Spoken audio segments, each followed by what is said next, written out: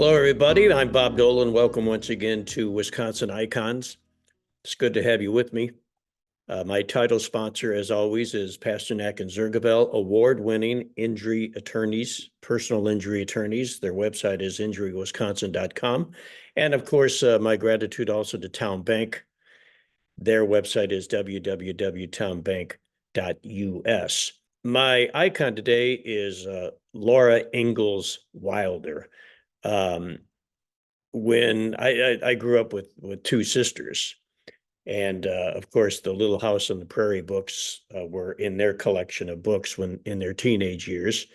When I met the woman who would become my wife, her collection of teenage books included the Little House on the Prairie series, and then we passed those books down to the two daughters that we had. So it seems like Little House on the Prairie series uh, may well be, I'll ask my guest this, but may well be one of the, if not the most popular series of books to a teenage female audience.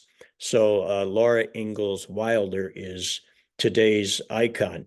And my guest is iconic in her own right because her book about Laura Ingalls Wilder called Prairie Fires, The American Dreams of Laura Ingalls Wilder. That book, authored by Caroline Fraser, won the Pulitzer Prize in 2018. The year before that, in 2017, that book won the top award from the National Book Critic Circle. So she is iconic in her own right, and it's my pleasure, my honor to welcome her to Wisconsin Icons. Caroline, it's nice to see you. Thank you for joining me on Wisconsin Icons. Thanks for having me. You know, before we begin with Laura Ingalls Wilder, I do have an admission. I've been very lucky to have a couple of very prominent authors on Wisconsin Icons. A man named Larry Tye, maybe you know Larry, but he wrote a great book about Joe McCarthy. One of the best baseball authors working today, Joe Posnanski, has joined me. But you're the first Pulitzer Prize winner, and I mean that blows me away that you won the Pulitzer on this book about Laura Ingalls Wilder. So even before I talk about Laura, congratulations on the Pulitzer. And how does that even happen? I mean, do you submit? Do others recommend you? You know, how does one win a Pulitzer? The Pulitzer Prizes for books are often submitted by publishers, but they can be submitted by authors as well. I Uh-huh. didn't actually make the submission for mine. The publisher did it, but yeah, I've had the opportunity now since then to be a judge on the Pulitzers, and it's a really Yeah. fascinating experience. How do you find out? How do you find out that you won? You find out when everybody else finds out. They Aha. make a public announcement from Columbia University where the prizes are administered, and they just announce it to the world Uh, on a streaming thing, and so that's how I found out. well, that is so cool. And I'm honored to have you on Wisconsin Icons, Oh, honestly. well, I'm Yeah. happy to be Yeah. here. Tell me, Caroline, your interest, first of all, in Laura Ingalls Wilder. You know, I grew up like a lot of girls reading the Little House books Yeah. that she wrote, and loved them as a kid. I read them over and over again, and they were very, very popular. This was before the TV series came Sure. out. So Sure. I actually, as a kid, never watched the TV show. I knew her entirely through the books. Um, and, you know, I think like most kids, I thought the books were true. You know, I thought they were nonfiction in a Hmm. way. And it turns out they're fictionalized to some extent, and that was something I became interested in as an adult. Are they loosely based on her life then? Largely based on her life? How would you, not the They line are, of between fiction course, and yeah. nonfiction can be blurry. So what is it in her case?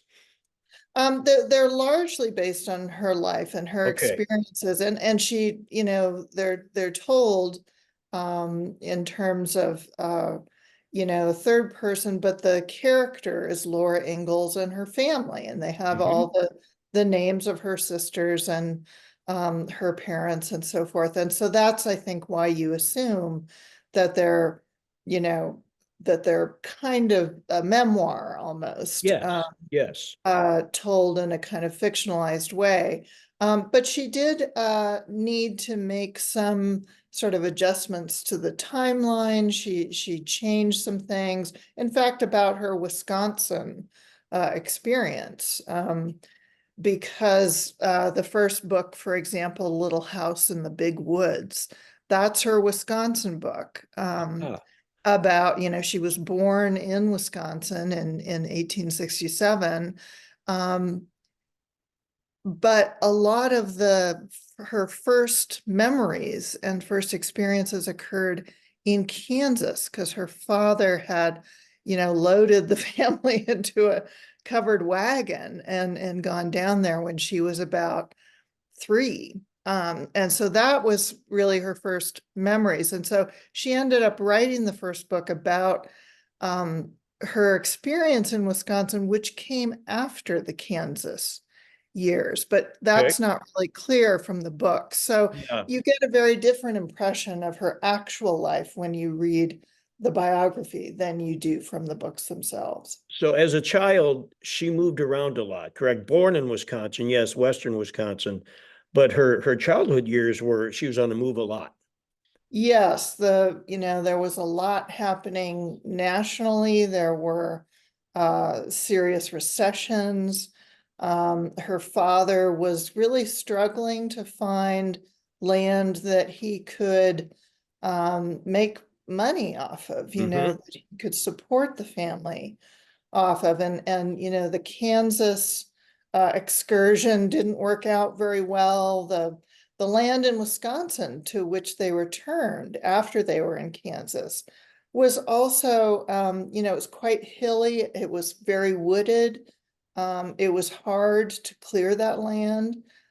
So he was always kind of keeping moving because he was looking for a better piece of land to raise, this this sort of he had this kind of fantasy, which I think many men of the time did, about, making a killing off of a big wheat crop, because wheat could sell for fairly good prices at certain points. And so he just kept on going. They went to Minnesota after their second stay in Wisconsin. And that too was very difficult because there was this very dramatic grasshopper locust outbreak, which destroyed their crops and their hopes. So eventually they ended up in South Dakota. And that too was pretty tough. The So the TV show, and I know again you didn't watch a lot. I did. The books, which I haven't read a lot, you have, but both seem to paint a very idyllic picture of her family life. So they've moved around a lot, which can be problematic for some sure. kids. However, it sounds like uh, the both the book and the TV show just paint this beautiful picture of a very close, loving family. Is that true? Oh, I think it was definitely true that, she had a very close relationship with both parents, but especially her father. I think she Hmm. really identified with her father, who was so kind of fun-loving, and but also had this very lyrical side. He loved to play the fiddle. He loved poetry. He was a very literate man. Both her parents were.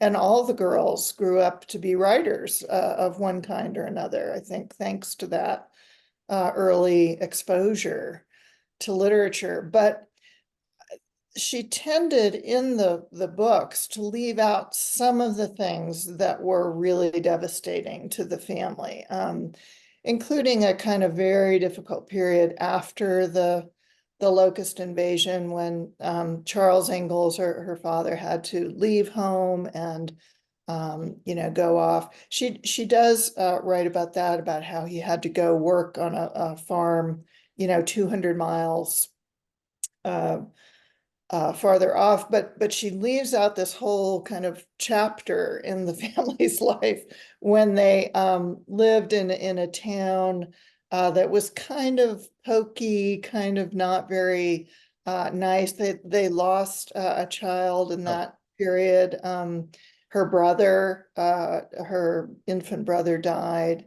And so she didn't kind of want to write about the hardest things that they went through, the really discouraging chapters. She kind of elided those in books for children. yeah.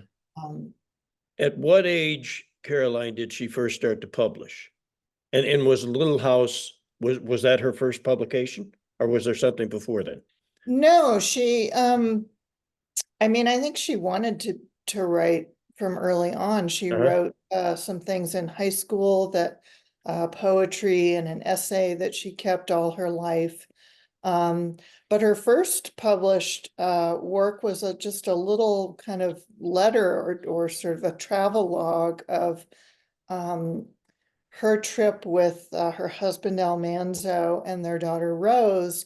They ended up leaving De Smet after, losing their house in a fire, and after an illness that really disabled Almanzo. And they ended up going south to Mansfield, and she wrote a little kind of travelogue about their time on the road, which she sent to the newspaper in De Smet, which was published. And it was, in fact, in newspapers that she would first write. Her daughter, Rose, grew up, became a journalist, and encouraged her mother to write about her experiences. And so Laura ended up writing for a farm newspaper called The Ruralist, when they lived in Missouri. And at first, she was sort of doing kind of a farm column and writing about how to raise chickens. And, Oh, right. but then she started writing about her memories, her father's stories. And so she kind of had her first exposure to writing professionally for that newspaper.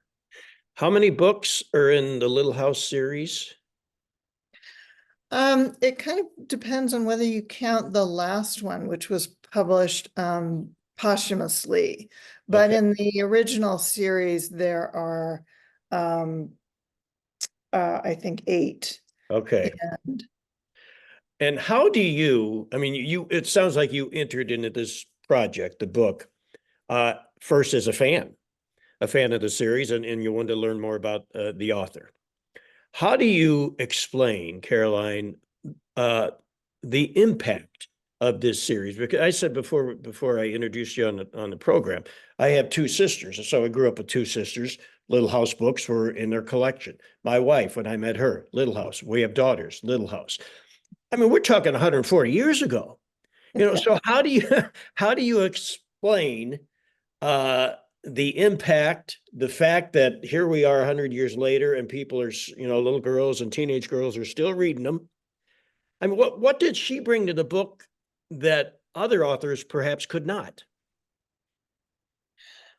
well, I think for girls especially, also some boys, because of Yeah. course there's one of the books is about her husband, Farmer Boy, and his childhood. Um, I think people identify with her um so closely, and I think that's one of the reasons why the books are so beloved. She's a character who um you see all her kind of faults and foibles, her Uh-huh. struggles, her jealousy, of her sister Mary. I mean, these are things that every kid can identify with. I think, growing up, there's sibling rivalry, there's, Yeah. there's um there's somebody at school who you don't like, who's mean to you, and those experiences are all in the books, even though it is, as you say, long time ago. Yeah, yeah, Those yeah. things are just ever present in children's experience. So I think that's surely one of the reasons. I mean, personally, for me, those things were all true. But also, my family was from Wisconsin and Minnesota. Okay. And one of my grandmothers grew up on a farm. And I heard stories from her that were so similar, Mhm. to some of the things that were in the Little House books. And that really fascinated me, this kind of sense that you could kind of get a feel for what life was like then, Yeah, which is so different from what it is now, I absolutely. mean, that people just didn't have very much. Right, right. Kids might have one doll or one toy, Yeah, yeah, yeah. and just the survival aspect of it, the adventure aspect, that these children grew up in an environment where they were facing, really devastating, blizzards and stuff like that. I mean, Yeah. that was just fascinating to me too. Your subtitle of the book is The American Dreams of Laura Ingalls Wilder. What were her American dreams? Well, I think a lot of that had to do with farming. Her father, as I said, was always chasing this Yeah, dream of yeah. trying to, there was, I think, from the very beginning in this country, this idea that if you could get your own piece of land, whether it was through homesteading, through the Homestead Act, or, if you could buy it, or um, that somehow you would be able to transform that into something that would support your family. And this, I think, turned out to be very, very much more complicated, than the way it was advertised. I mean, the railroads, for example, advertised land like it was, if you could get a free piece of land, you would have a farm. And that just didn't always happen, Hmm. and through no fault of these hopeful farmers. I mean, a lot of them were heading out into areas where there wasn't enough precipitation, or there was precipitation at the wrong time, or, the locusts. It's kind of tragic to read about some of the history of this, because so many of these people didn't know what they were getting into. And so I think her dream was like her father's, was, how can we support ourselves in a way that where we don't have to depend on anybody else. Yeah, This yeah, this is another, self-reliance is such a significant part of the American dream. yeah, And yeah, that too is quite complicated yeah. in the real world. Once she latched onto the series, did she go astray with any other publications or any other genres, or did she stick with Little House? Oh, she stuck with Little House. I mean, Uh-huh. she did write some, some other little things, articles and things, but mainly, yeah, that was her. Yeah, I think by the time she finished, she was elderly, when the last book was published. So even though I think she maybe wanted to write the final book that was published in the, after she died, the first yeah, 4 years, she couldn't really, I think, get up the energy to do that in her last yeah. years. And her adult life, Caroline, you mentioned her husband. Tell me about her marriage, her kids, etc. And where did Yeah, they settle? Did they settle in somewhere? her kids, No, her and or Laura. Where did she and her husband? yeah, well, she and Almanzo, got married with such very high hopes in DeSmet, South Dakota, and they, Okay. I think, envisioned living there. He built her a beautiful house, But they just suffered this series of real tragedies. They got sick with diphtheria, which is a pretty serious illness at that time, and he suffered a stroke while they were recovering, and it affected his ability to walk, really, for I mean, he could get around, but he was affected by that for the rest of his life. They had they had Rose, and then they had another child who died. And then their house burned down, which Boy, was, you know, their life savings were wrapped up in that yeah, house. And of course, there's no insurance or anything at that time. So that was just a real terrible blow. And then they ended up moving south to really try to, they were searching for a place that wouldn't be so hard on his health, you know, that would be warmer. And that's how they ended up in this little town, Mansfield, Missouri, which is in the southern part of Missouri. And, okay, you know, it was a real struggle for them there too, but they really sort of worked odd jobs, and together, that's where Rose grew up, and together they were able to save enough to build a new home. Very nice home, which is still there, and you can visit it in Mansfield. And yeah, so it took a long time for them to get back on their feet. And you know, the writing for the newspaper was one of the things that she did okay. to earn money. You touched on this previously, Caroline, but her audience, her fan base would be largely female, not exclusively, but largely female. And would you think that teenage years kind of on up? Or would they stop at, you know, at the teenage years? What, just describe her fan base. Well, when you go to Laura Palooza, which is the name of the conference, you see women of all ages, you know, Okay. mainly women, some men. Um, so I think her fan base includes kids and Yeah. adults. Yeah. Yeah. People just remain really fascinated by her and her history. I'm trying to find a parallel uh, between, you know, the other popular, wildly popular book series that would appeal to largely females. You would come up with Nancy Drew. I don't know if you remember the Nancy Oh, Drew sure. series. Yeah. Laura Ingalls Wilder is more prominent than that, but that was another series that a lot of teenage girls would read. Jane Austen, I suppose, but Jane's audience seems to be, you know, adult female. I can't think off the top of my head another series like Little House that continues to resonate 150 years after they were written. Can Yeah, you?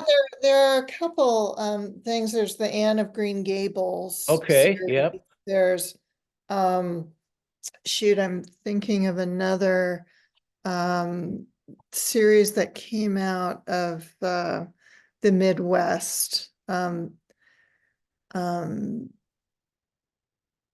and I can't quite think of the name right off the top of my head, but there are a couple things Yeah, yeah. out there that are a little bit similar. Um, I think the television show did spark a kind of whole fresh, I'm sure. brought a whole Absolutely. new Absolutely. audience to the books, including internationally, you know, because the show is aired all over the world. Yeah, yeah. Uh, are you working on something else right now, Caroline? What's your next project? I am. I'm finishing a book that's going into the editing phase right now, but it probably won't be out till early next year. And it's historical too, but it's on a very different subject. So doesn't really have anything to do with Laura Ingalls Wilder. Yeah. What's your bottom line on Laura Ingalls Wilder? After all the research, you won the Pulitzer, you've read the books, you know, sum up her life, sum up her ability as a terrific author. Oh, I think she's a wonderful and just engaging writer who just, you know, she earned that beloved reputation that she has. And she also, I think, is such a incredible model of perseverance, Yeah. that no matter what happens to you, no matter, if you lose everything, if you keep going, and I don't think this is necessarily true for everybody, but it certainly was true for her that she, in a very remarkable way, had this sort of rags to riches experience where she just, put one foot in front of the other time after time. Um, and really, as a testament to her parents and her father particularly, just felt a urge and a desire to keep his memory alive by telling his stories. Caroline, you were fascinating. I knew you would be. And I'm very, very grateful for your time and the information on someone we're very proud of here in Wisconsin, Laura Ingalls Wilder. So thank you so much for your time on Wisconsin Icons. You take care. Good luck. Okay, thanks so much.